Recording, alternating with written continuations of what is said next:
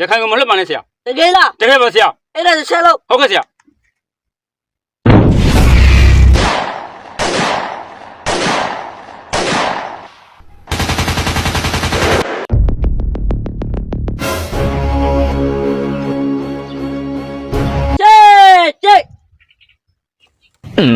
ခင်ဗျာဘာလို့လဲ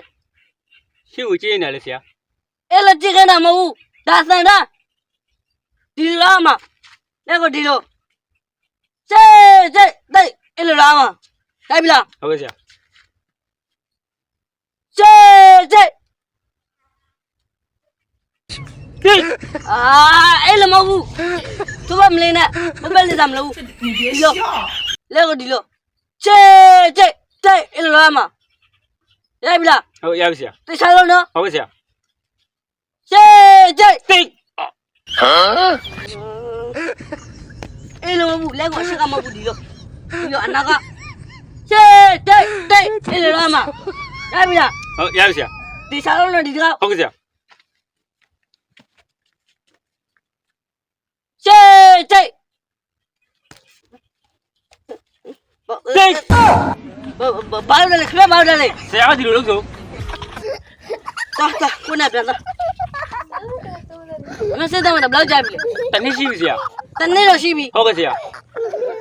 အခုတည်းကတန်လိုက်ခင်ကဘာမှမတက်ဘူးလားခမကိုရခံကိုလဲမေး အာရခိုင်ကိုမလွတ်ပါနဲ့ဆရာ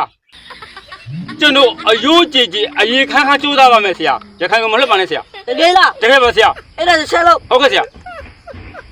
စေးတိတ် တိတ် တရတိ တိတ် တရညာညိတ် တိတ်တိတ်တော့လေတိတ်နေတော့လေတိတ်နေတော့လေတိတ်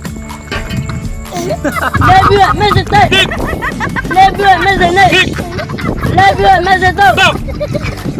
ညာနေ တိတ် လေလေ တိတ် လေပါ တိတ် လေလေ